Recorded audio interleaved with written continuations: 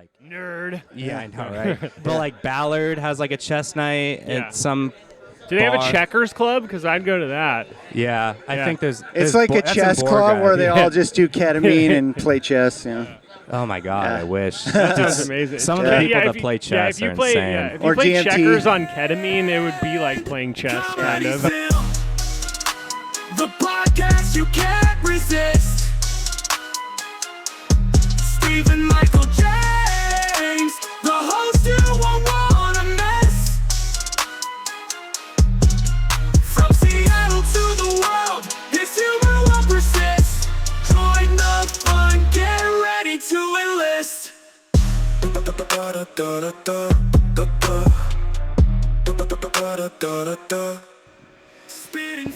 Yeah. Testing. I'll do pink. Green and pink. All right, there's no other easy way to do this. Ladies and gentlemen, this is the Comedy Simp Podcast, returning. Stephen Michael James, your host, and I'm here with Jason Katz. Hello. Jason, what's up, man? Where can people follow you online? You can follow me at jason.katz.comedy on all socials.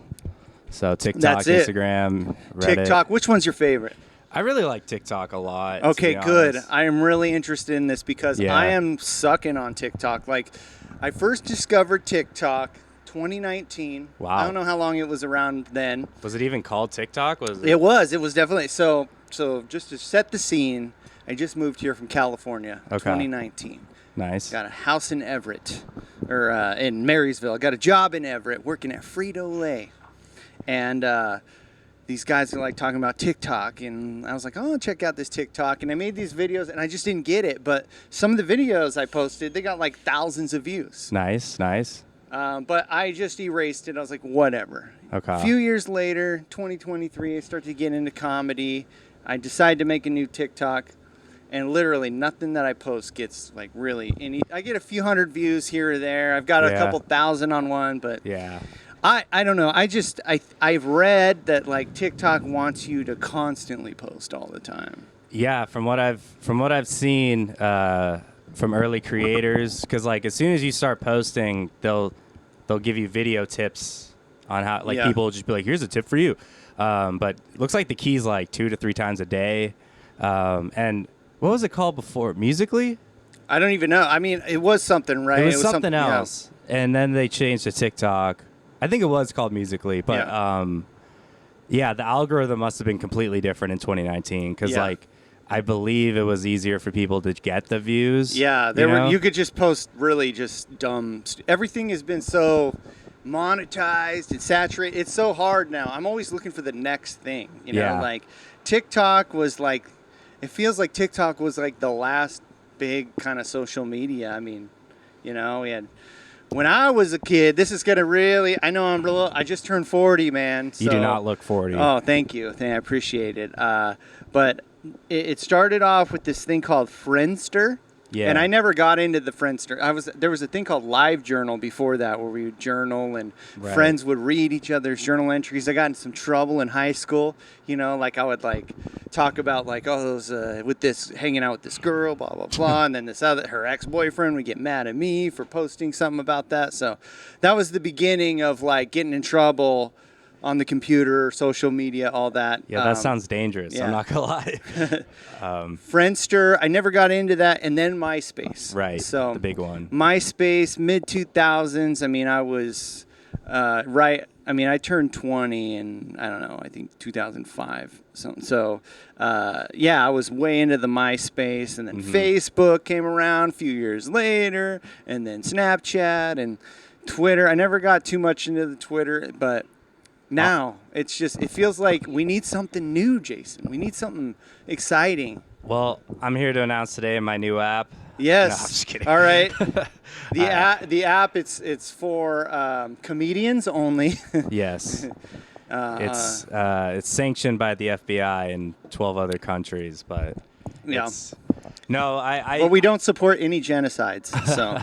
I do think that TikTok is kind of not dwindling, like it's definitely the number one way right now. But honestly, there's 2 ways it could go. It could either be Trump extending, because they have to sell it. Yeah. So it's going to be Trump either extending that deadline forever and ever, or like they will be forced to shut down again, and people will go to like maybe Lemonade. Oh yeah, I've seen that. Yeah. I downloaded it once and I was like, this looks like spyware. Yeah, it was not. It hasn't. It was like the one day that TikTok went down, everyone signed up, and then it was just kind of lame. Like no one did anything. Yeah. I know. Is it weird? Like people walking by. I get used to it now. In the beginning, like I used to do vlogs. Really? Even before I did comedy, I was vlogging, and like I always felt weird about looking into the camera in person. But then I'm like, dude, we're comedians. Like literally, our job is to be the center of attention. Right. So, how's everything going for you, man? How's the comedy going? You are a busy man. All right, you're a busy guy. Yeah. So tell me about it. Tell me about just how are you feeling? How I'm feeling, comedy-wise, is that it's hard, honestly, like to get booked. Yeah, absolutely. Especially when you see every weekend when you're not on a show, you see all your friends on the show, and you're like, oh man. Yeah. Like, that's always like a little tough. But like honestly, like comedy's been pretty good to me this summer. I had a lot of fun. To be honest with you, I recently so I moved in August to Seattle. And then I had roommates for the first time in like 5 years. Where were you before that? Bellevue. Okay. Yeah, I had my own place in Bellevue. But brag. I know, right? No, it was COVID prices Rich for sure. boy. No. No. So what happened was like within a month, my roommates were like, "Yeah, you need to go, or otherwise we're moving out." No, like there was no warning to this. There was no like, oh, like could you keep it down, or like any, there was no like complaints until last Monday when they were like, "You're super loud at 10:30," and I'm like, first off, 10:30. Yeah. You know what I mean? Like, this is Bellevue, okay? I thought I thought we had money. I thought we liked to party. This is Bezos territory. I was actually in Seattle at this point, so I moved for. Sorry, I didn't explain that well. Well, you know what? That even changes the argument. We like to party in Seattle all night long, baby. Anyways, so I just moved. I don't even know who that is. I don't know. Some crazy person. I just moved back in with my parents as of Sunday, and it's going great. I mean, honestly, like I've had to move 4 times in a month, but hey, it's not the biggest deal. So, can I ask you, man, what age are you? What's your age range? I'm 28. 28. Okay. Almost 29. All right. So I had to move back in with I was one of those guys. I was 18. I wanted to move out. I was like, I want to be an adult, but I ran into a situation where my roommates, I lived with a guy and a girl who were together, and they were like, we would just rather be more comfortable being in our own place, So I just moved back in with my mom. I think I was like 24, 25. So it's a definitely different situation. Yeah. When you're an adult. So how's the living situation with for you? With my parents? Was it like, you're paying the rent, and are you doing chores around the house? You doing what's going on there? It's only been a few days, but honestly, like you forget about things, like you forget about like ways you lived, like tonight I was like waiting. I was literally just like, man, is mom gonna make dinner? And I was like, wait a minute, I need to make dinner. You know what I mean? Like, yeah. But yeah, it's been great so far. I got my dog. So what kind of dog you got? He's an Australian Shepherd. He's kind of a dick, honestly. Like he's not that well trained. My parents are like, bad at training. I had an English Bulldog who she had to be put down this year. She lived to be 11, but do I know what a punk ass dog is? Holy shit, man! Just like we tried. Bulldogs are notorious for not being easy to train, but we are also just not good trainers. As you can tell, skill. You could tell from our parenting skills that we're not good parents. Well, sorry.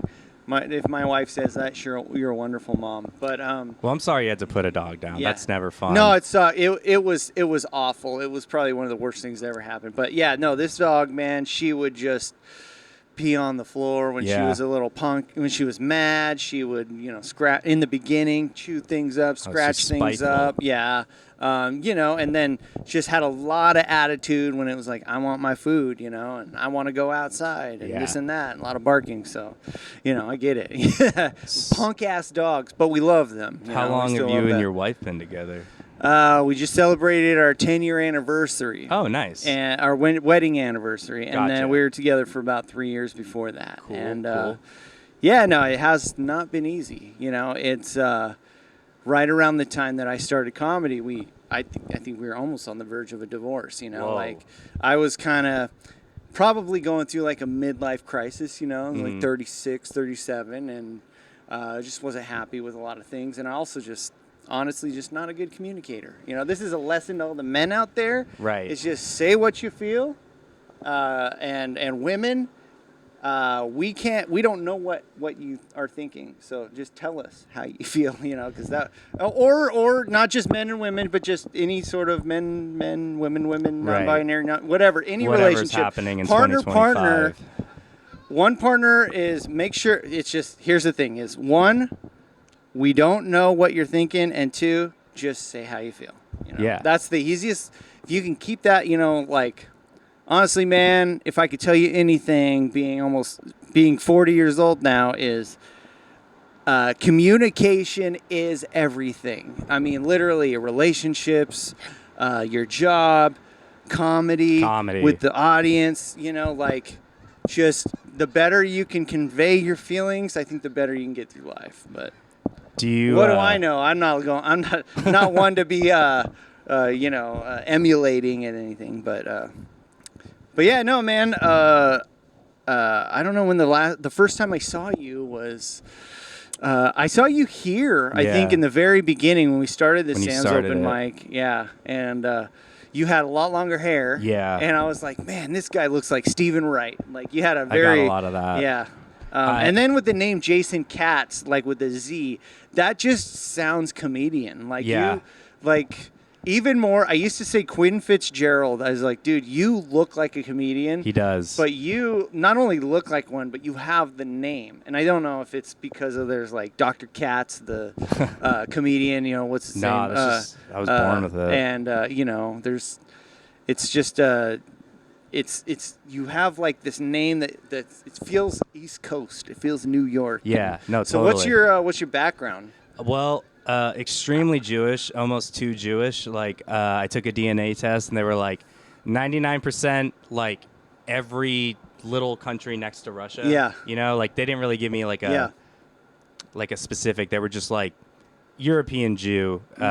So now when I date Jews, I kind of have to be like, are we related? Because like, it's a thing in the Jewish community where like, well, first of all, like a lot of people like get pressure from their family to like marry a Jewish person. I'm not Jewish in any way. I'm just genetically Jewish. Well, I mean, it sounds like you weren't raised that way, but you figured it out like later, I mean, like besides my genes, like I'm very not really religious in any way, but like, man, the name has been a blessing because like I was talking about this with another comedian friend that has a pretty good name. Stage names can be a sign of like someone's insecurity sometimes. Oh, you're looking at one right now. Do you have a stage name? Yeah, I do. Really? Yeah, I used to do a whole bit about it. But yeah, no, my real last name is Getney. My name is Stephen Getney. That's my real name. But my middle name is Michael James. My mom gave me 2 middle names. And that's more organic than like what I'm talking about. It's true. Like, there are some like there's some people we know, that have totally different names. Like I mean, I'm sure he knows Jay Marks. Jay Marks has a totally different name, but like he was like I remember watching like a podcast or something. He's like he actually made his stage name more Jewish. Right. So like I remember he was going by his full last name. Yeah. And it's a very Jewish last name. Yeah. And I was thinking more of like nicknames, like just random like.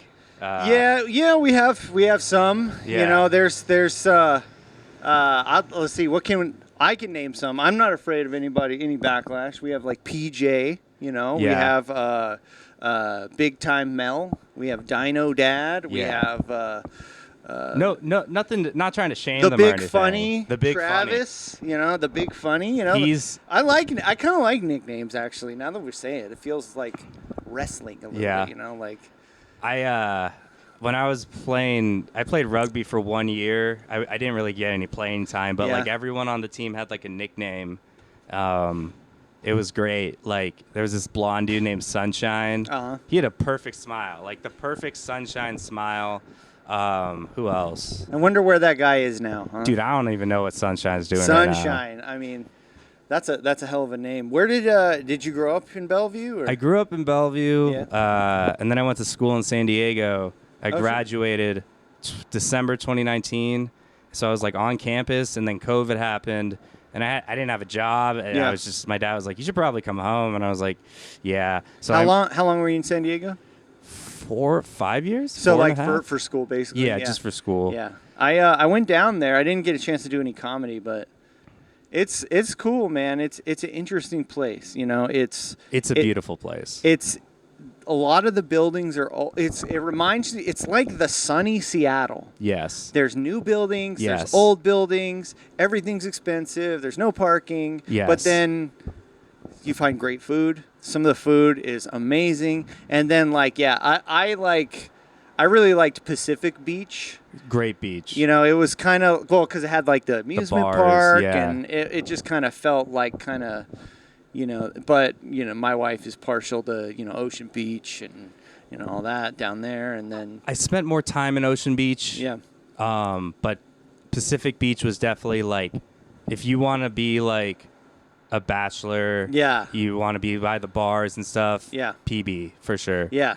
Love that place. Ocean Beach, great farmers market, you know, better parking. Because like PB is just like, they're like side streets. Like every single street there is just like a side street. Yeah. You know, like, but I think the best part about San Diego is the Mexican food. Oh. I've yet to have any Mexican food here where I'm like, whoa. You Yeah, know? man. I mean, I grew up in California. It's funny because I went to like every city except San Diego until I was in my 30s. Like, nice. And I had to move up here, get a job, and then that job paid for me to go to San Diego. But like, you know, we went to LA, went to Disneyland, San Francisco a million times. I mean, I'm from Sacramento, so okay. Northern California area. Are you a Kings fan or a Warriors fan? I mean, I don't follow any of them religiously, but I gotta say I'm a Kings fan just because we were the, you know, back in the day, and when I was in school, there was like Mitch Richmond was a big, he was a big player, and Jason, God, what is his name? I can't even remember. I don't even now. know. I'm not that big into basketball. Yeah, me neither. History, I watched a lot of sports as a kid, but now that I'm older, I don't know, man. I'm really obsessed with comedy. What kind of inspired you to get into it? Were you a fan your whole life, or did it come on later?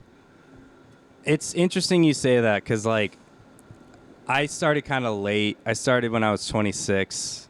I mean, technically I started when I was 18, but, like, I did maybe between 18 and, like, 25, like, maybe 5 times, you know? Mm-hmm. And they were all at my school.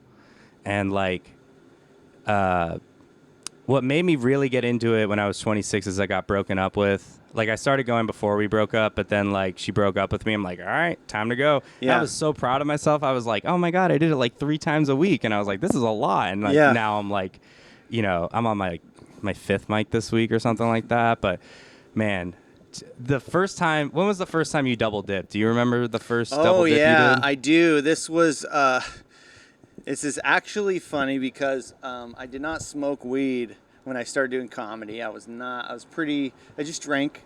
Yeah. And then I went to the Shanghai room on I think it was God, what day was it?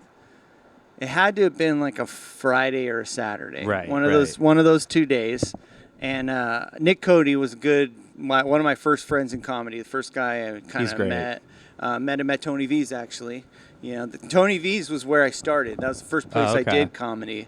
But the first time we went to the Shanghai room, and then he was like, you want to go to this other place? And it was this place called Joe's, which I only did comedy there once, and Okay. but it was me, Nick, and Femi. Wow. And Femi, love you, buddy. I don't know why he's got an issue with me, but he, whatever. But yeah, I gave him a ride. So it was the first time I met him. We drove down, and it was this place called Joe's, and it was very close to like where the Seahawks play, like in that whole area, like okay. China. I don't know if it's Chinatown, but it's like very Asian area. I think it's called International District, but it's basically our Chinatown. Yeah. The International District. And there was no stage. It was just on the floor, and I had smoked a joint with Nick and this guy, Danny, Trevor, John, and I was so high, and Nick bought me this beer, and I just don't even remember half of the set. Nice. I just remember Hans Cisneros was there, and this other guy. I always say that he's like a handsome dude who does comedy. He's usually like club comedy and. John Gardner? No, he's a little bit younger. He's got like a goatee. God, what is his name? Handsome goatee. Yeah, I forget his name comedy. now. Yeah. Is he white? No, No. he's a white guy. Yeah. Oh, he is a white guy. Yeah. Okay. I thought you said be white. I was like, no. Be white, you're handsome too, buddy. But no. God, what is his? I can't remember his name now. But I was just like joking about like, oh, these guys are so handsome. I'd pay to watch them fuck. And I was like, I don't even. That's when I started like not doing written material, but I was just like riffing. Yeah, and it was not good, and I didn't. And Nick Cody got it on video, but I never saw the video, and it doesn't exist anymore. But that was the first time I did 2. So nice. What about you? What was the first time you did 2 in one night? I can't remember the exact first time, but I do remember the first time. I'd say a better story is the first time I went to Tacoma, but I think the first double dip, because I was friends with Sage. Sage, friend of the show. Yeah. He was on one of these a long, long time ago. He was going super hard. Like, he was going like...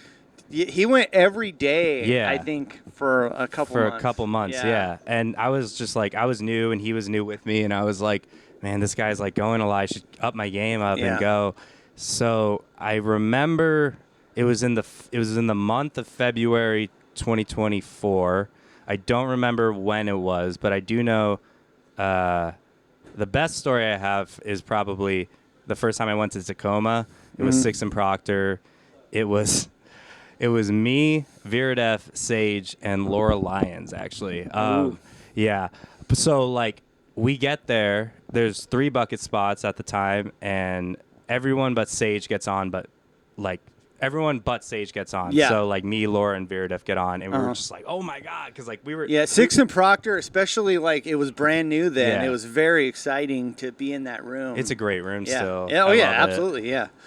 But, like, the first time I was there was January of that year, so... And it just opened. It just opened, yeah. okay. Wow. Yeah. It was just so ecstatic in the car ride back, because we were like, oh, my God, like... All 3 of us got on stage, which was just like, yeah, whatever. Maybe that was the first night I double dipped, because I remember going to Forby's. Oh, gosh, yeah, jeez. Because we wanted Sage to get in a set that night or something. Man, good times. Man, I wonder what's going on with him. I mean, like, the last time I heard from him, he was like, I got arrested. And I was like, holy cow. And then I was like, come on the podcast, come talk about it. And then he said, like, he had messaged me one time, maybe...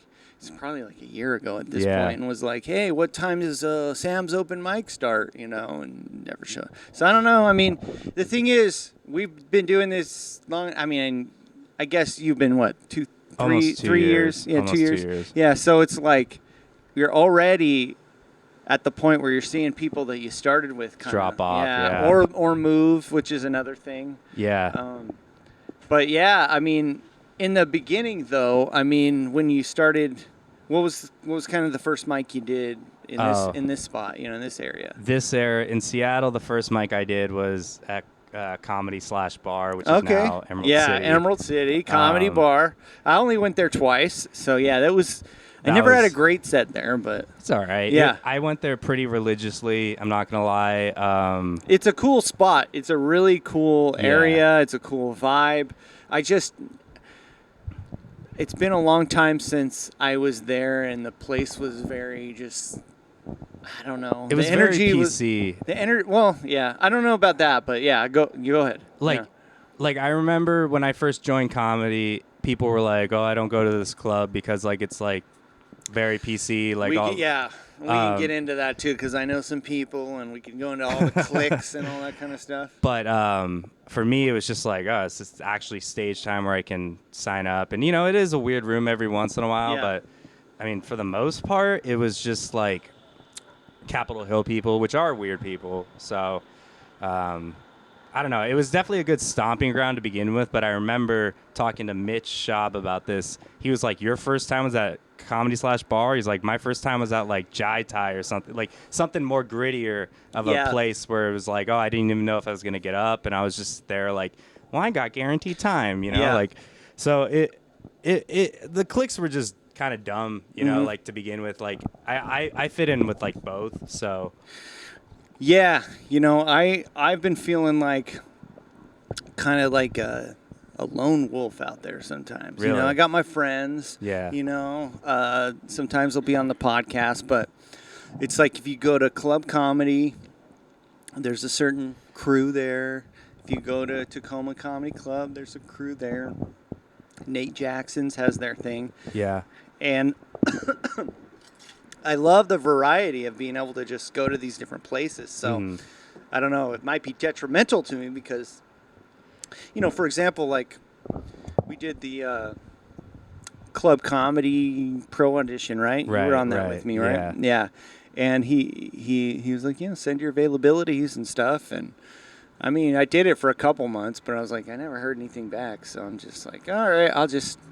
I always just like, how do I say this? Like, I care and I don't, Like, it's like, yes, I see a lot of my friends get booked on, like, other shows and stuff like that at clubs. And I'm like, maybe it should be me. But it's also like, like, as long as I get stage time, I feel like I'm okay, Like, I've seen some of the best club comedians in the city not know how to handle like a heckler, or like not know how to handle like a small crowd, or a different type of crowd too, Yeah, like sometimes there are crowds where people are just gonna talk through your set, and you just kind of have to riff with them. And like for someone that only goes to like a club where it's like if you talk you get kicked out, they don't have that. Like Shanghai taught me a lot of valuable skills on like how to bomb and stuff like that. And nobody bombs at the Shanghai room. Nobody bombs at the Shanghai room, but it is always interesting to me when I see somebody that's like, oh, I do super well, and I'm like opening for this comic or what, and then like they get into an issue where it's like, well, maybe if you went to Shanghai a little bit more, you know how to deal with that. Like, but at the same time, like, do I wish I was getting booked? Yeah, of course, but it's just I'm gonna keep going. I think for me, I really have been trying a lot to think about like, just really put in a lot of effort in like, what am I trying to say? What am I trying to do?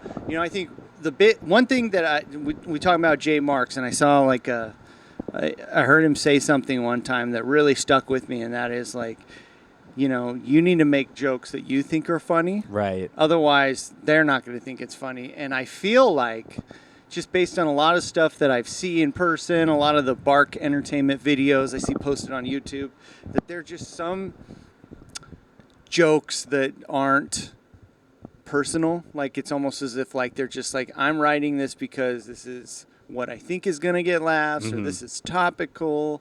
This is not necessarily what I believe in, or maybe what they believe in.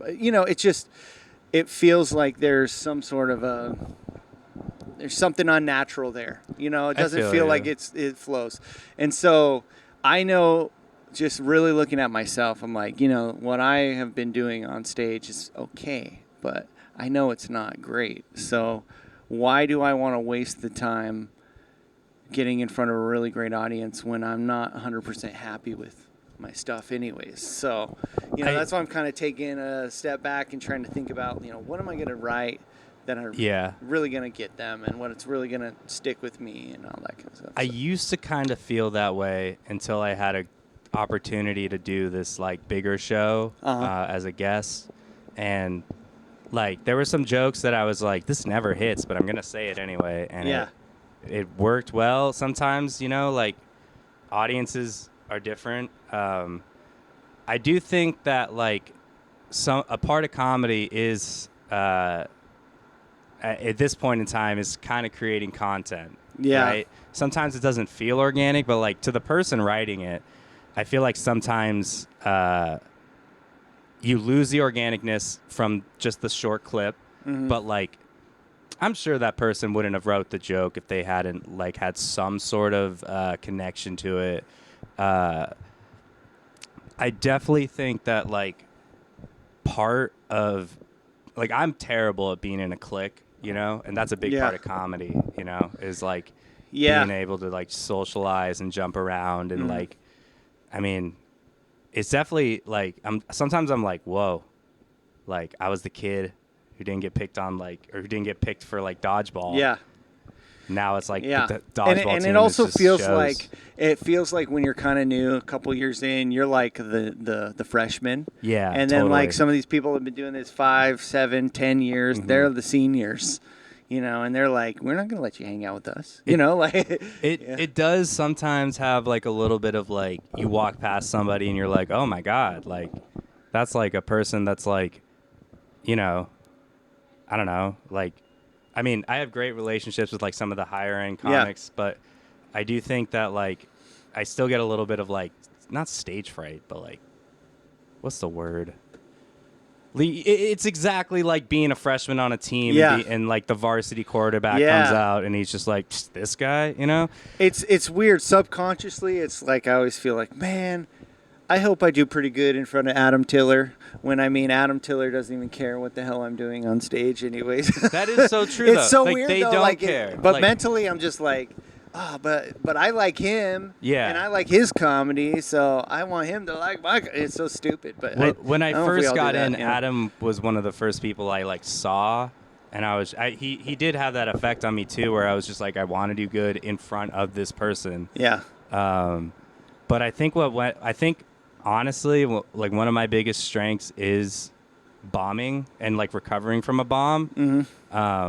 So like I feel like I just kind of bombed in front of him a lot, and eventually I just kind of was just like, oh, Adam's here. Half the time those people are just on their phone looking at their jokes, like as they should. Like I mean, most people like who are like veterans in the scene, they're really only in there for like their set and then they go home. Like, I don't know. It's just like it, and like sometimes I'll be around like the newer comics and I'm just like, I kind of want to just go home. You know what I mean? Yeah. Like, so I kind of get it. Yeah. But at the same time, it's still like it's still nice to like get a little fist bump from like someone. Who's, absolutely. A bigger comic in the scene.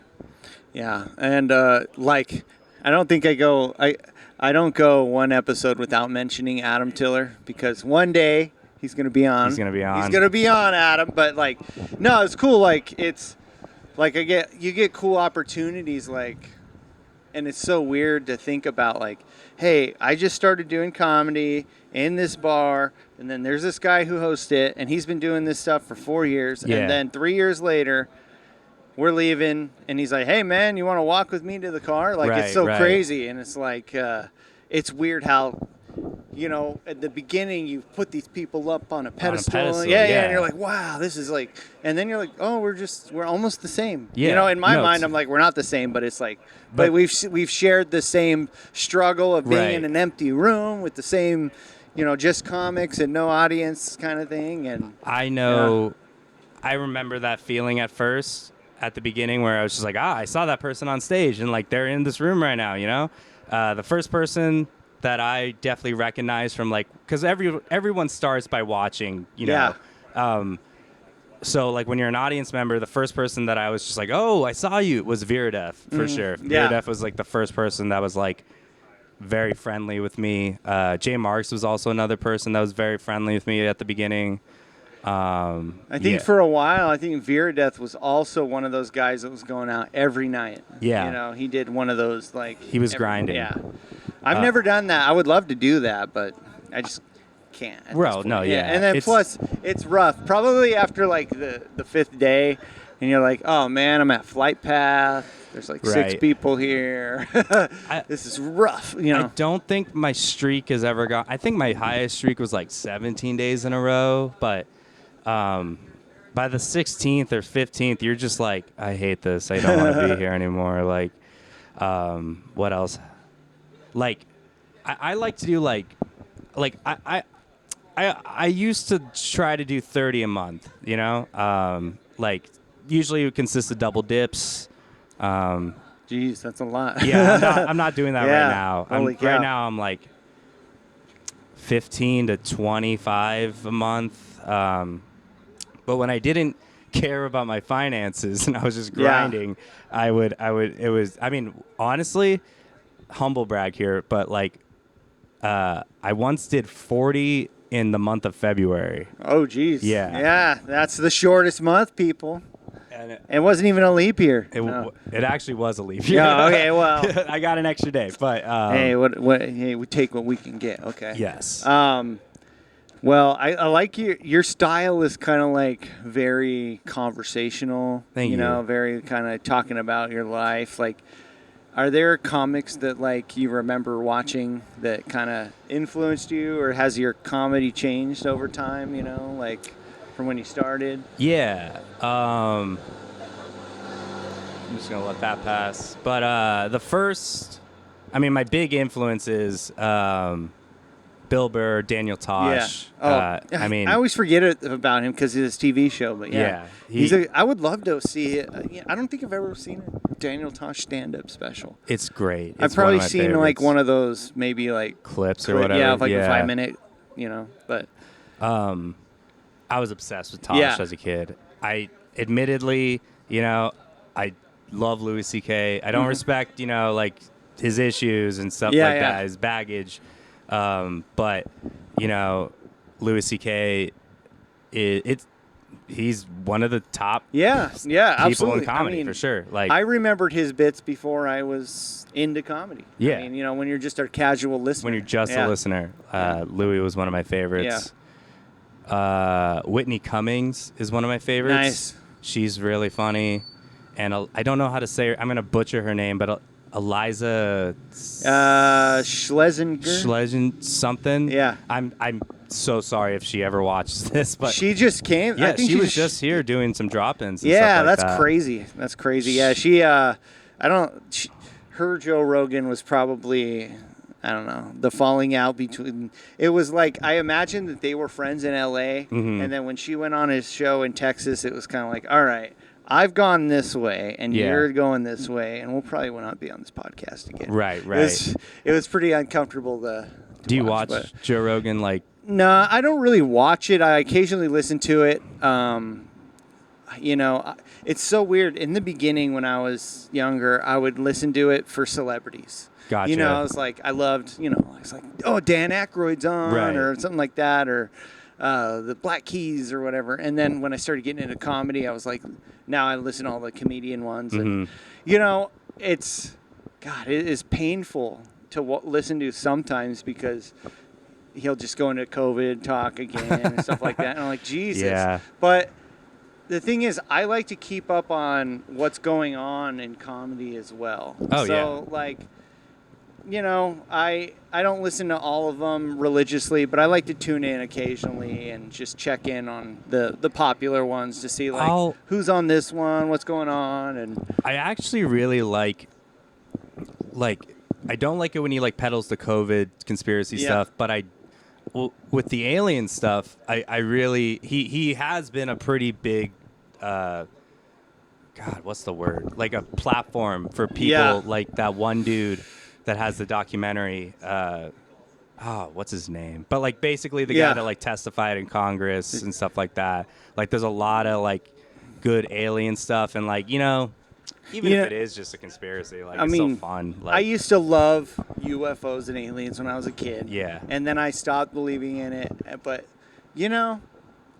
I just don't know. I mean, there's nothing I would love more than to see something. I want to see a UFO. I've seen some crazy stuff, like, in my lifetime. Like, I remember I was in high school. There's some weird, like, gas in the sky in California. It was like this weird red-green gas. And the next day in the newspaper, it had some sort of an explanation. But yeah, they always do. It looked like something out of a movie. It was crazy. And to this day, I don't even remember what it was. But when I was in San Diego, we were at a... And there's an Air Force down there, right? So there's a lot of crazy stuff happening down there. Same with San Diego. Yeah, no, San Diego. That's what I mean. Town. Yeah. So there was like it looked like a weather balloon, but it definitely wasn't flying. It was flying like a UFO, honestly. Yeah. And then the next day they were like weather balloon, but like everyone was like, "Oh my god!" Like that was probably the craziest thing I've seen. I was gonna ask you, what are your like comedy influences? Yeah, that's a good one, man. I mean, in the beginning, I used to be a musician. Like I played in a band. You played bass, right? Guitar. I was guitar. Okay. I did play bass a little bit, but it was. I loved music, and but. I used to watch this TV show on Comedy Central when I was playing in music. It was called Insomniac with Dave Attell. And Dave Attell, comedian, in this show, he would go around. And I figured out later that it was totally staged. And it took like a week to film each episode. But the premise of the show is, starts off, he's ending his comedy set. It's 10 o'clock.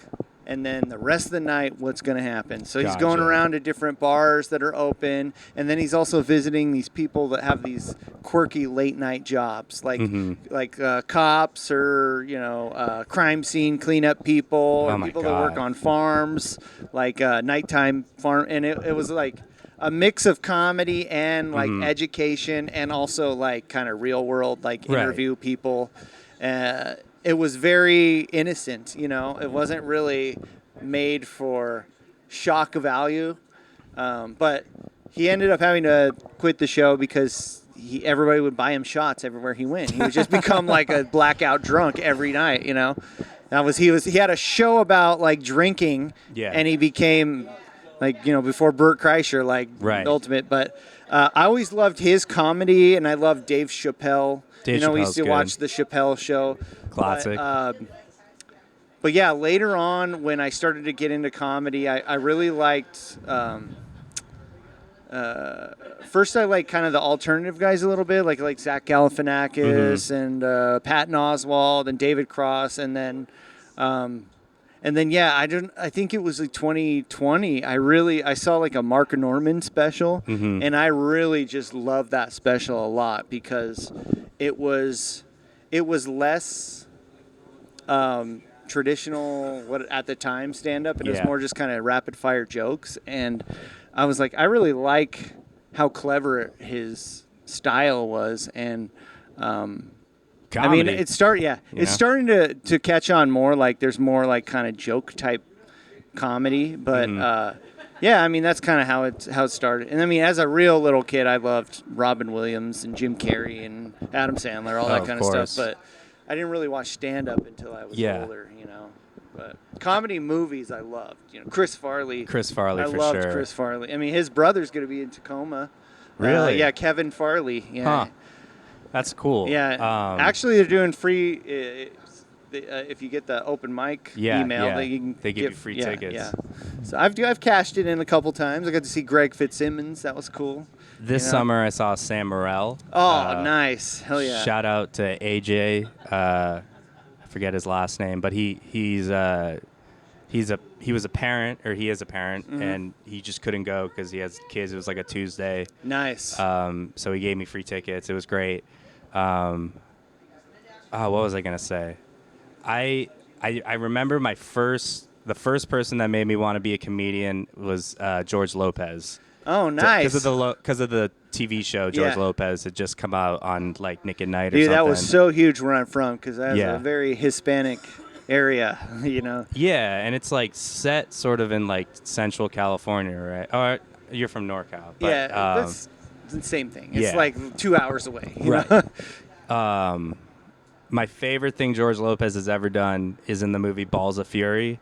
They're sleeping in a hotel room. He like wakes up from a dream, the main character. George Lopez plays an FBI agent, and he just unloads a clip, right? Like he just unloads a full clip in the hotel room, and he's just like, like full PTSD. And he's just like, oh, sorry, man. Like the guy's like, what the hell? Like, I miss, comedy movies. I've been thinking about them a lot. Except, here's the thing, is there was some movie on just recently, like not a really old movie, but at least like 2000s, like 2000s, 90s. God, what? I'm trying to remember what it was. Do you remember who's in it? God, I don't know. I can't remember.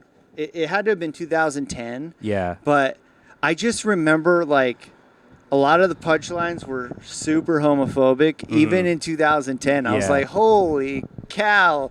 I was like, and it was just like every that was the punchline at the time. It was like, oh, he's gay. Yeah, whatever. Like, he's secretly gay, or he is gay, or I was just like, wow, this is wild. I don't know.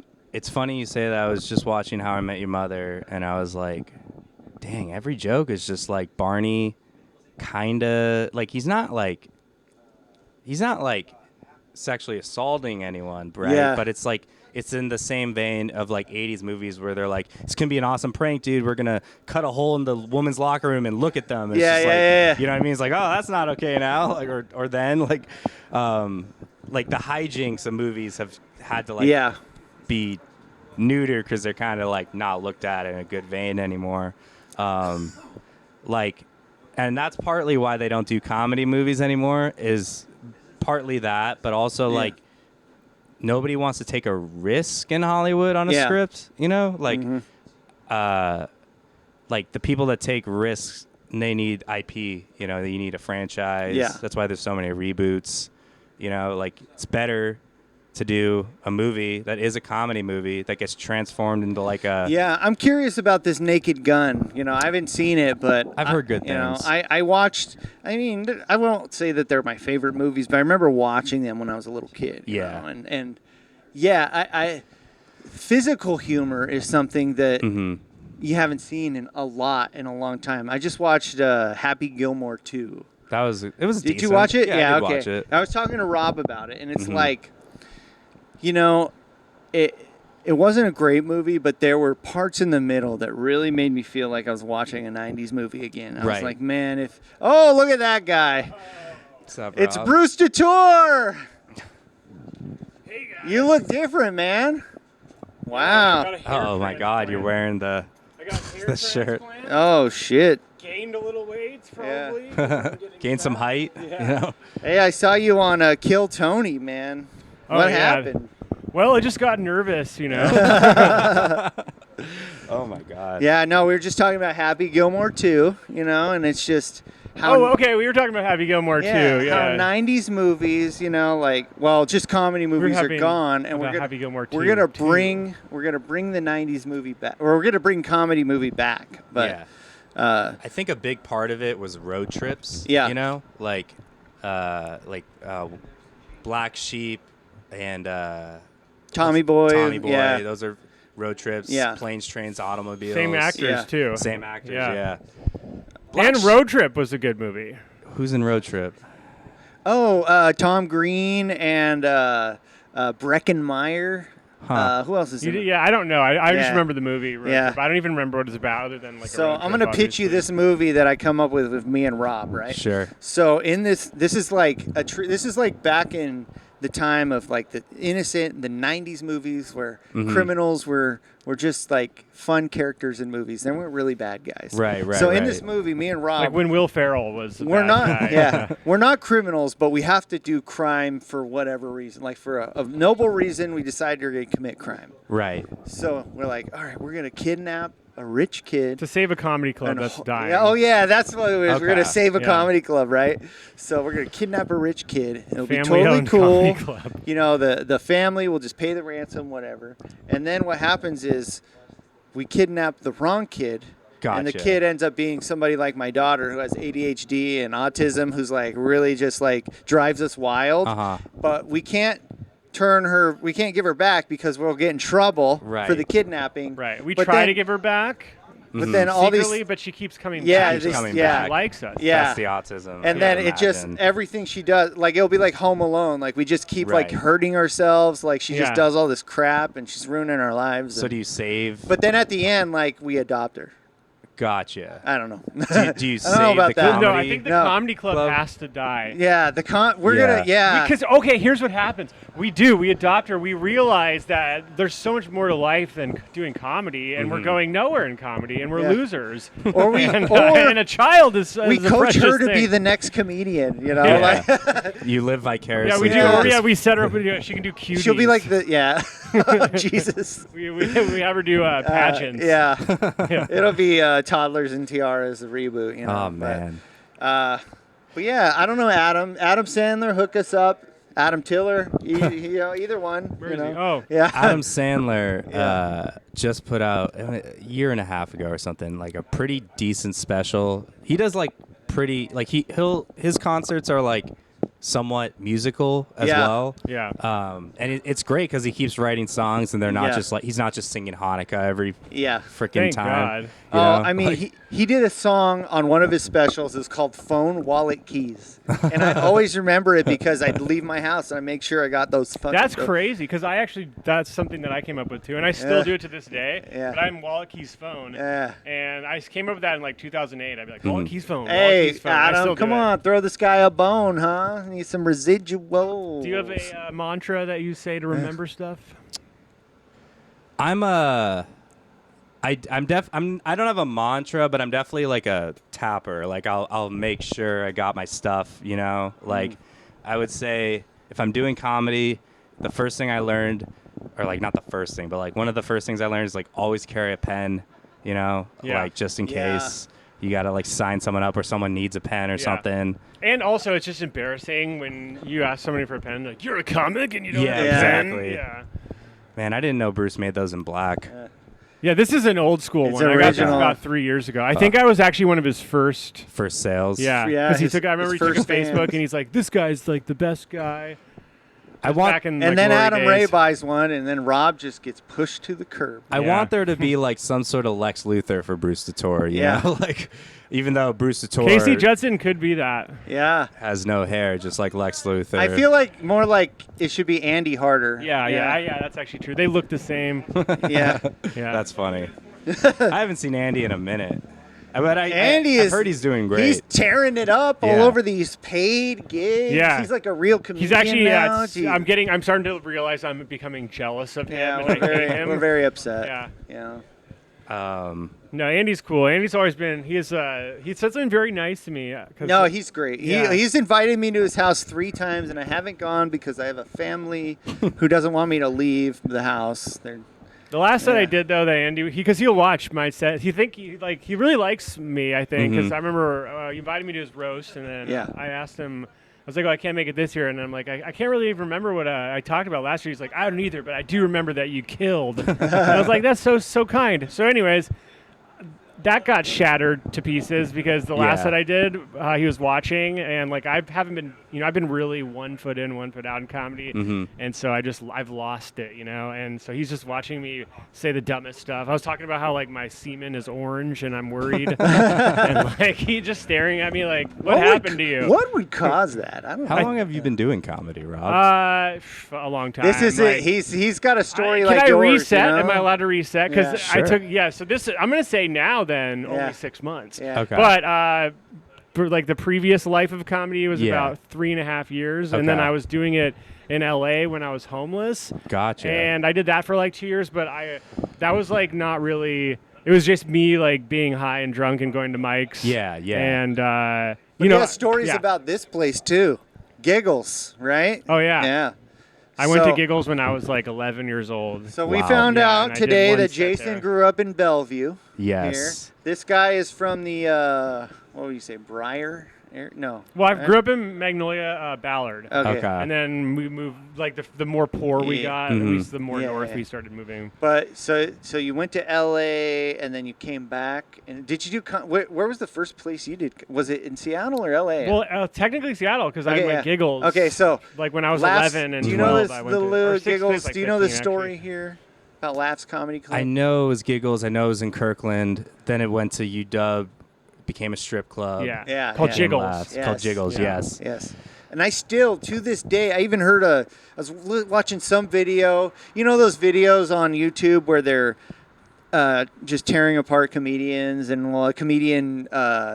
famous comedian beef and stuff like that. And this was like Jeff Dye had some problem with Mark Maron, and he was talking about like, I first time I met Mark Maron was at Giggles in Seattle, and he was a dick to me, and I never got over it. And I was like, oh, Giggles. I was like, that place is famous, and like I guess Bobby Lee used to work there or something like that, or I don't know. That's crazy.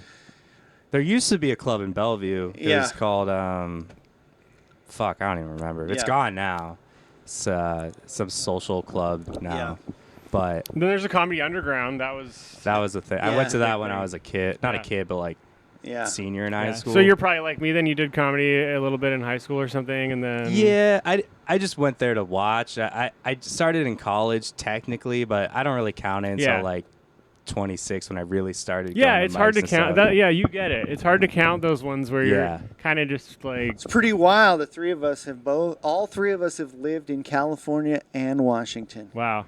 And we're white. We should start a band. So when you were homeless, were you living in a car or were you just straight? I was homeless, but I would find I lived in this 2-bedroom kind of duplex that these like 12 Filipinos that lived there with me would let me stay there. Gotcha. So I stayed there for a while, and I was basically like, I was always able to find people to take me in. So I was really out on the streets only maybe 4 or 5 days, and then I'd find people, and then I'd ride that out until they're like, get the fuck out of here. And then I'd find new people. So I really only spent probably like 3 months, like literally outside. Homeless. Yeah. There was this story I read, or it was like a little clip on Facebook like years ago.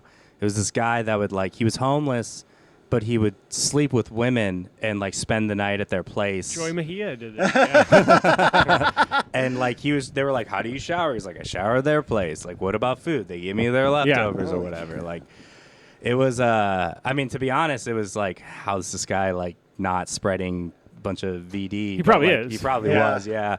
But it was just a nobody mind-blowing uses story. condoms these days. There's actually this guy on Instagram that I've seen. He's a comedian and like an open mic guy. Right. He's like, I'm going to do my own tour or whatever. So he's hitchhiking to different places. Yeah. And then like and he'll just ask like, hey, can I do, he's like self-promoting and then they'll pay him like $50. He's like, I made $50 today. A hotel cost $80. So we're going to gamble the 50. Right. And then he's like, I made $100. So we're going to get a hotel. And he's literally just living day by day, basically homeless and doing comedy. But he's developing a following on Instagram. That's good. Hey. Following's probably got to pay at some point. If you're not online, you're not alive. That's too bad. I think I don't know. I feel like pretty dead when I'm online. We were talking about TikTok earlier, and it's like, I don't know. It's such a weird thing. There's so many great comics. There's so many great comics in Seattle, Tacoma, but nobody even knows who they are because they have no online presence. And then you have people like me who are mediocre, who have a pretty big online presence, What do you guys feel about that? Do you guys... I want 100,000 followers. Do you like doing the online stuff? Do you think it's a chore? What do you think? It's kind of like asking like a... It's kind of like asking somebody like a pilot if they like landing, like at this point in time, it's not going to go anywhere unless like Instagram shuts down or something, which it won't. Yeah, I bet you there could be a case, maybe this rare anomaly, the guy who's never online who does mics and then just he has some killer set that somebody catches on film, or maybe he something happened, maybe he spontaneously combusts or something, something weird happens that he gets caught and goes viral. Yeah, that could happen. But most people need to be online. I feel like that's most of the people in Tacoma. Is that they just are always waiting for some crazy moment to happen, and you go to their Instagram page and all their stuff is all, "What's up, man? Hey." I hate making Instagram content though. Yeah. I watch it and I'm just like, oh, that sucked. It was so bad. You know, I don't mind it. You know, I think my biggest challenge is just the editing, because there's some great editing out there that makes things funnier. Yeah. You know, like the rich homie life. Yeah, like the alpha male camp. Or like just, you know, like an average TikTok that goes viral. It's not a comedian, just a funny video. Yeah. You know, like there's. Like, I feel like what's stopping me is just purely editing, you know? Yeah. Like, I feel like I can come up with the content. Yeah. It is, I don't know. Like, it's fun, you know? It does kind of, like, give you some expression. And honestly, you don't have to come up with much. Like, have you heard of, like, the clanker meme? Like, I was No. Okay. And tell us, what kind of stuff are you posting? Because I see a lot of comics, they either just post stand-up clips, or they post, I don't know, like just talking. On TikTok, I'll do like a short video that's responding to like a trend on TikTok, you know? Interesting. Classic. Yeah. Interesting. But like, that's only if I don't have stand-up to post, Yeah. you know? Man, honestly, one of the things I've realized is that like, you can post every day, but like when you're telling like the same material, Right, you can't create material. Yeah, I know. I've seen comics that I'll like be scrolling their Instagram, and every like third or fourth reel, they're doing the same set they just did 3 reels up. Yeah. And I'm like, what are you doing? Why are you posting? And every third one, it's the same. Sometimes, I mean, I have been guilty of that. I posted a few jokes that are like the same jokes, better reactions each time, Yeah. you know?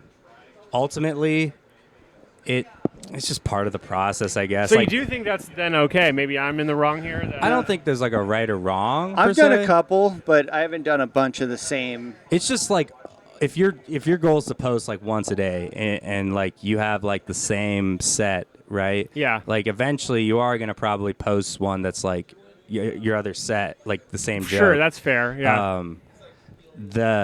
It's just like at our level of comedy, we're not like fast enough to like create content every day like Josh Johnson is. Yeah. Like, Oh, that's nuts. Yeah, that he's guy. crazy. He Like, comes up with like an hour every week almost. yeah, like he'll like post. There'll be like something in the news. Next day, he'll just be like, "Here's 15 minutes on what I just." And it's just like, how did you find the time to practice this? Yeah. You Yeah. know? I don't know. Maybe he just like it definitely feels Just like chat- it's coming. it's like straight. I'm sure ChatGPT and then I'm sure the he teleprompter. practices, I don't but I know, swear why that not? guy's just Yeah. No, some people are just crazy. I mean, He's like who- winging it.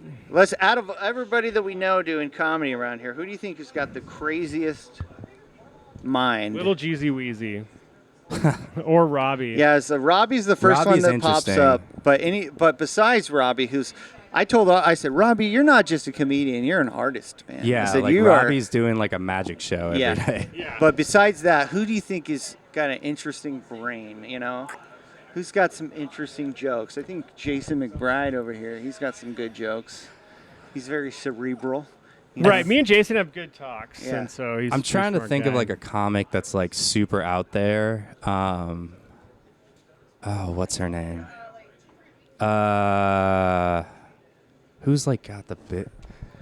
Okay, so I know there's a lot of people on the mic. How about- comedy that is. Yeah. Go ahead. there's this one comic named I always butcher her name, but it's Guillermina or something like Sounds that. familiar. She's pretty avant-garde, but like I don't know. I've seen her do well.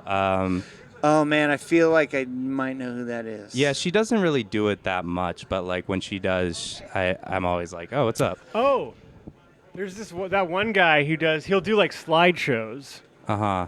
You know what I'm talking about? Oh man, he's definitely like a popular guy here. He's been on Mitch's show a few times. Oh, dude, Who is he does- the disabled list guy? No, I don't. He's not disabled. I don't think. Oh, well, that would have been cool. If he Robbie was. would. Yeah, he does like he'll like literally do and he'll do like choose your own adventure things. You know what I'm talking about? Oh yeah, I think Is that Kyle Bob? Maybe it is Kyle Bob. That sounds familiar. But I know it's definitely like, if it's not, because he's definitely one of them too, because he's been on like Mitch's show. Yeah. But I don't know if it's him or somebody like before him. But yeah, it could be Kyle Bob. Who do you guys think is the most like interesting brain? Well, yeah, I mean, like obviously Robbie's the main one that pops up, but I'm trying to think of like who has some pretty like is the interesting. Now does this? Can they be the question? I need clarification because there's a lot of interesting brain people, but do they have to be funny too? Yes, like, they have or to be. Is it just like fun. okay, that's like a weird autistic guy? Yeah, no. Because like you have, you know, who's very not interesting brain, but just interesting and annoying is son of. Oh my God! Son of Abraham. Son of Abraham. Oh, yeah, that guy's crazy. Yeah. That guy. That guy's just very interesting. To me. That guy's a legend in only. Oh man. He comes in. He wants to like fight you. No, the first time I ever did comedy, he picks a fight with the host and he gets kicked out of the club. Like they like blacklisted him that night. But he was legitimately trying to fight. Like yeah, he, like, that's what I'm saying. He gets mad. He gets mad. Yeah. I haven't seen that dude in like a year. Yeah. He has that weird girl that watches. Yeah, I hated it every time he came by. He'd always target me too. He'd like notice that. He's weird. Yeah. Yeah, and he'd just really hone in, and then he's like, "Why aren't you laughing?" It's like he wants to be Borat. But he's angry. But like Borat already exists. Yeah. And like he's angry. So like it's maybe that's it. Maybe we're missing it. Maybe this is just going above our heads. It's actually hilarious. He's like, I'm going to be like Borat, but I'm actually going to be angry, and I'm gonna like the avant-gardeness is just something we haven't anticipated yet. Like how funny is that angry Borat who beats the shit out of people? It's like.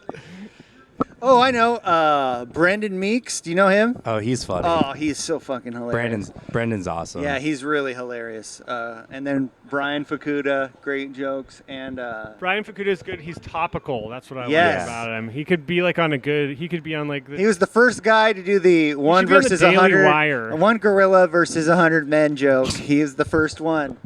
He's the first one to Seattle to get him, yeah. I will say this, Cruz does... Oh, God. You don't know the Cruz! beef. Marcus Cruz! He does have some interesting premises sometimes. And then but he'll draw. He'll be like...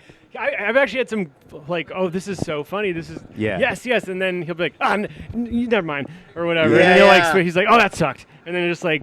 Drop it. He does have an interesting mind, I will tell you that. You know, he might be... the most interesting, I think. He creates stories in his head. Like I think we shook hands, but if he watches this, we'll be fighting again. Yeah. But he's like made up these stories. He actually texted Nick Cody the other day. He's like, I ruined my relationship with Rob to tell you that he was talking shit about you, and like I never was. I talk shit about everybody. Yeah. Like I'm kind of. It's just comedy. You're starting to get in trouble. And so it's like, but apparently you're not allowed to. It's like you're not allowed to make fun of the Shanghai Room. That makes him really mad because those are his friends. And yeah, well, that's another crew, the Shanghai crew. You know, we were talking about all the crews. And not crews, but the crews. Yeah. I was just at when I saw you at Chucklebuck, which me and Noah went there. We didn't get picked. I feel like we got black because was there too many comics there? I feel like we specifically were not picked on that one. Because there's like slots open still, and I don't know. Wait, what are you talking about? Chuckle Bucket. That's Club Comedy. Club. Yeah. Okay. I don't know. I just kind of showed up and I was on the list and I went up. So, but sometimes the host. Tell me, I need to know. Like somebody who was a host there just made it really annoying, where they were only writing like 5 names at a time. Oh my God. I don't know who that was, but was it? It wasn't Gunner. It was somebody else. Yeah. I don't know. Yeah. Who cares? I only go there like once a week. Yeah, I'm gonna try going there again, but yeah. I guess I brought that up and got distracted because Adam Tiller sees me. He's like, I didn't know you came here, and I'm like, it's so weird that we have places that you go and don't go. Yeah, I know, right? Other comedy scenes, they all go everywhere together. Well, and that's one of the things I like about you, man, is you don't stick to Seattle. I see you in Tacoma. Yeah. You went up to Mount Vernon, right? You did that. That Katz. Yeah. How'd you like that? That's a fun show. It was a fun show. Yeah. There was a lady that was like kind of politely heckling, right? Like she would like answer my premises, and I'd be like, I was too polite with her. So the video was kind of ruined, but like I still got to do a 15-minute set. I got a burger. It got like $20. It was great. And Ben, he's cool. What's the most money you've made doing comedy in one? I think 75. Nice. Yeah, 50 or 75 for sure in one night. How about you? Well, this one doesn't. I mean, it does count, but it's like $400 because of because I was producing shows. Oh, okay. Yeah. Okay. Yeah. I guess I made like $150. Yeah, the most I've ever made, just like somebody paying me to be on, was $100. Okay. Yeah. That's pretty nice. Yeah, that was super nice. Yeah, it's been kind of dry for bookings for me this month. I'm not gonna lie, but I'm gonna take the laughs class because I like Andrew and I feel like it's gonna be beneficial. It helps. Well, yeah. I mean, I there was an experience. I'm not going to tell his whole story because he could come on the podcast and tell it. But a guy I know, you guys might know him, Lucas McDermott. Mm-hmm. Oh, He yeah. was on the show and Laughs last night. Oh. That's who it The was. Wednesday mix-up. Huh. And I was like, hey, man, how did you get on that show? Because I try to email them, Yeah. and I've probably emailed them 20 times in the last 2 years and only gotten a couple responses. And the last time I did get a response was last year, and they were like, you need to work on your stuff. So I was like, all right. But apparently he did an audition, and they didn't like him at all. And she said, like... Never come back. She basically said, like, you know, your jokes were too crude and, you know, your face was not likable or something like that, like something crazy. And then the next day he got an email that said, like, hey, we appreciate you auditioning, but you're not right for us, and good luck and all that. And I was like, damn, man, That's maybe I'm harsh, glad I didn't get an audition, you know? Yeah. Well, I got passed. Yeah, And they I were know. like, they came up to me right away with the Booker guy, I forget his name, and it's like, you're passed, but I blew it with them because I had another show. That was the show that I made, all that money, and so I was booked at Laughs that same day, and I emailed them. I'm like, I'm not gonna be able to make it. I got this other thing. I feel like I need to be there because I produce it, and no, totally. yeah, and so they didn't respond, so I just didn't show up, and then I got a hold of him like 3-4 weeks later, and he's like, oh, don't worry about it, man, you know, water under the bridge. But then ever since then, never ever respond. I don't know. I've never been able to do laughs, but I mean, I'm taking the class like purely just because like I'm kind of hit a point where I'm like, what should I be doing? You know, I know that same thing, man. You've been doing it 2 years, or almost 2 years. Yeah. I'm like 2.5, almost 3. I think you can hit kind of a plateaus weird- here too. Yeah. though. Yeah, Like you could just be 100%. like, what am I doing Right. forever until you like either blow up online or move. Yeah, that is truly what happens in the scene is you just move. Yeah. You know, Well, like were you at that class?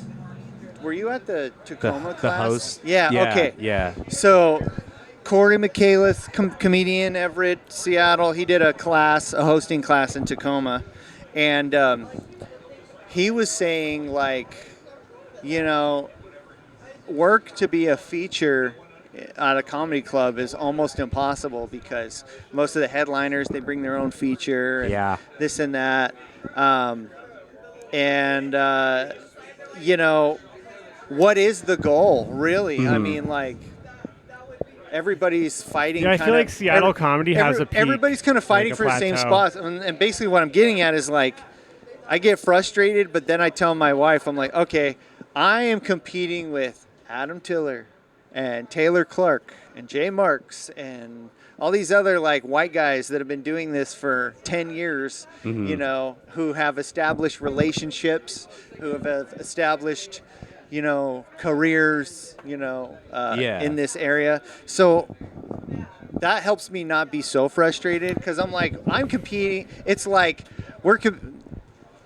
It is. Adam Tiller is not LeBron, but it's like we're competing with LeBron and we're like high schoolers, you know? It's kind of... Yeah, there's definitely, like, you're like, oh, how'd this person get booked? And you're like, they've just known this person for like 7 years, you know? Yeah.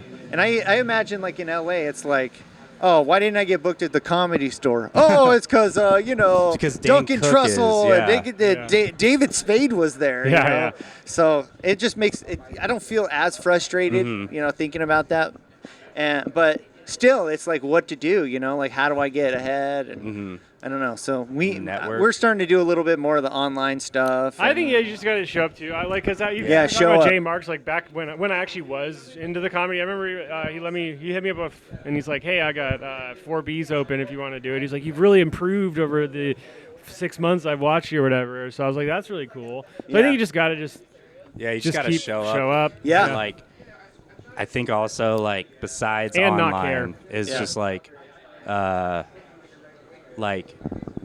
there'll be months where you don't get booked, but like, you know, it's always just like, as long as you're hitting mics and you're like hitting time and like you're writing new jokes, you know, like you're producing your own stuff still, like, I think you guys are doing great with the podcast. Like, I don't really know anybody else's podcast in this. Well, I'll shout out the podcast. Roastbusters, Social Junkies, Social Junkies, Mush, Tarp, Tarp Report, and oh man, I'm forgetting one, like a big one. Crew. I like to laugh. I like to laugh. That one died, I think. Casey McLean's Unseasoned as well.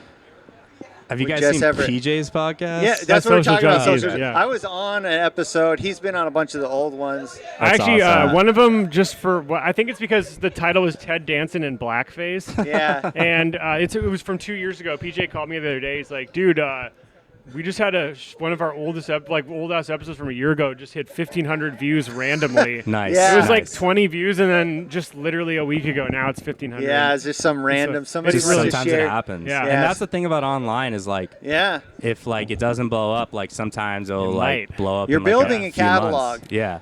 Even if something doesn't hit right away, I was just like, you know, when I discovered comedians, I went back and watched their old stuff. So, Mhm. you know, not that we're anything to be fans of yet, but if somebody does like our stuff, we'll have a bunch of stuff to watch. So Yeah.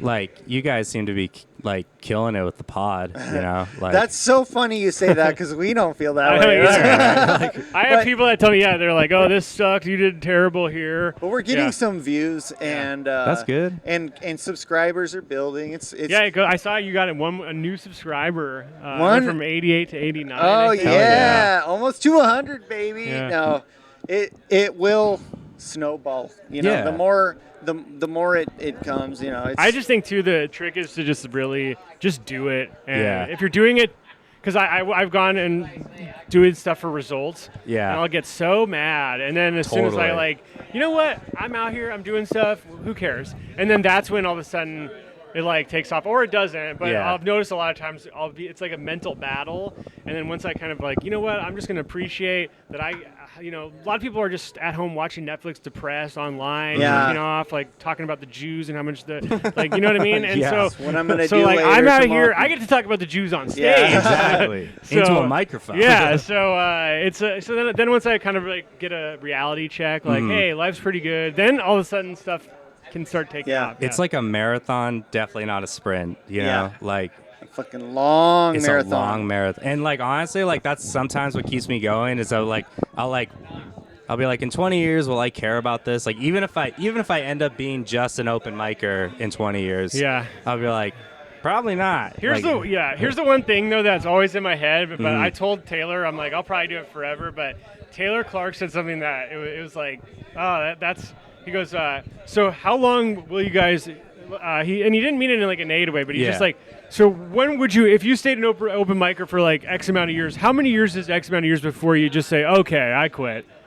And I'm like, I think I might go on, forever or in and out because. But Yeah. so it was just weird to me. Like, is there like I've been an open micer for 8 years and I might as well quit, It's something to do. Yeah. You know, and I think, you know how there's like the Seattle Freeze and like people think Seattle's kind of antisocial. I used to feel that way. Then I started comedy. The Yeah, socialness of comedy's amazing. Yeah. My life you know? got way better. But just also because, it's a lot of fucking. Yeah. there's Petty some, assholes. Yeah, there's some Yeah. drama. Yes. So yeah. But like it's still like I don't know, people like are like I'm gonna join a bowling league and it's like I've Yeah. got a mic I can go to, Yeah. you know, Yeah. like where people I kind of meet organically, Yeah. you know, they don't have to sign up for anything. Or, Yeah. I see some very sad Reddit posts sometimes, especially like Seattle, where it's Yeah. like, hey, I'm new to town. I don't know what to do. I'm trying to figure out what to do. And going to go to like meetup.com or Oh my join a God. board game night or something like that. It's Yeah. like, oh. Yeah, I feel bad. I recommended Meetup to this girl that I know who's Yeah. like pretty shy, but she wants to branch out and like. I'm like, you got to do, because she was doing a lot of stuff through me, but I'm Yeah. just like, no, you got to You like gotta have do your your own own life. thing. And I'm like, you should do Meetup, and then that then she just met a bunch of like dudes that are like trying to like prey on her. Yeah. And so I was like, oh, I feel bad. No, it sucks, but also like I will say this to the end, like there used to be this thing called third places, right? Like there were like parks and like libraries and stuff. Those are the best examples we have, but like I mean, we don't like a lot of times now it's just like, oh, I'm gonna go to a restaurant, hang out, still have to buy something. You know, like there aren't like just like cool indoor places to chill and meet people as much anymore. But I also think Seattle is a very antisocial place just because, I mean, we've flown in like some of the smartest people in the world who just also are antisocial. Yeah. And like. But it's, you know what, man? It's so tough because yesterday or 2 days ago, anyways, it's just a nice day. Yeah. And I've been kind of like, really trying to pull myself out of this rut. And I feel like a couple days ago I really did because I was talking to people. I got in like 5 conversations with different strangers. We were laughing, just random people in line, and it wasn't forced or anything. It was just this like long fun. And I'm like, what the hell is going on here?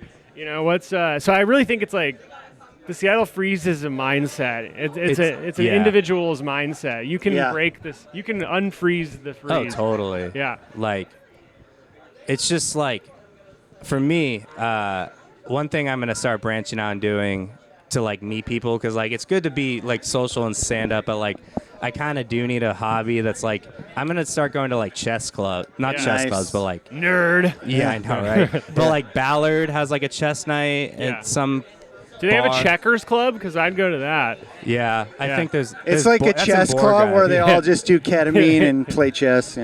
Oh my God, I wish. That's amazing. Some of the people that play chess are insane. If you play checkers on ketamine, it would be like playing chess, kind of, I think. Like, it'd be as hard as chess for me. I've never been good at checkers. I've just always, I get beat. But you're good at chess. I'm okay at chess. Like, I could, if like someone has definitely taken lessons or like done the circuit of learning chess, probably would beat me. An average person, maybe I could go toe to toe with, but I don't know. I'm getting better. It's a great. I like the mindset of like when you're thinking moves ahead and like. There's nothing better than like getting a good checkmate. Andrew Tate knows best. And Andrew Tate. Yeah, he's a big chess guy. He's a chess guy. Yeah.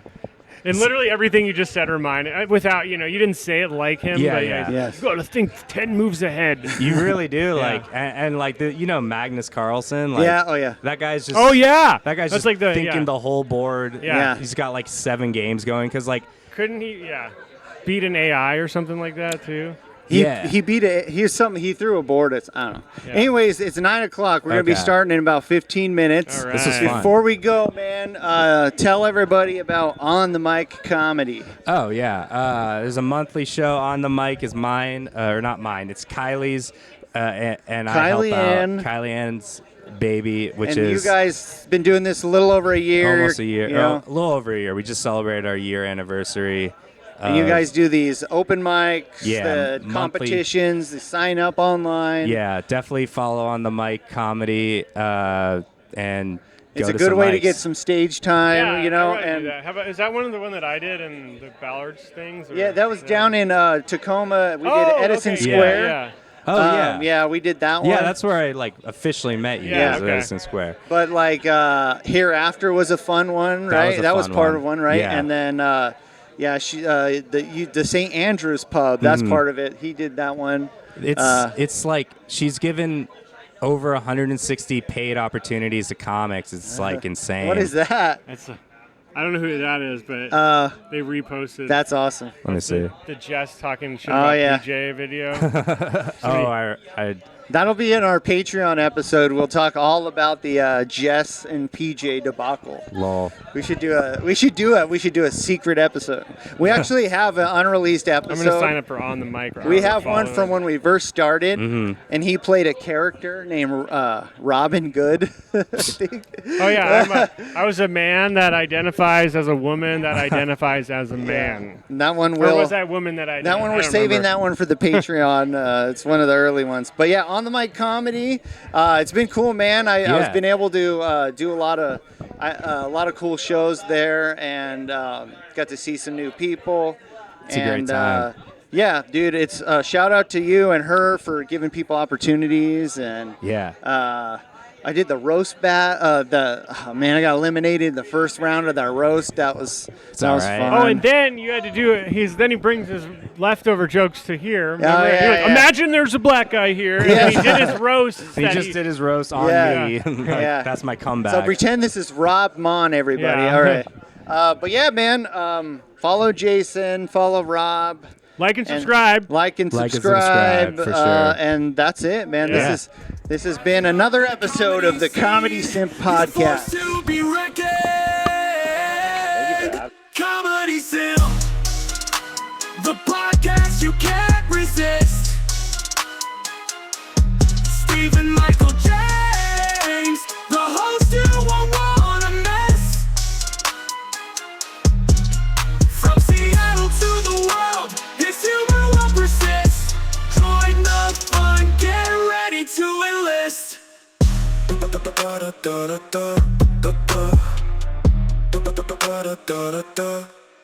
Spitting fire.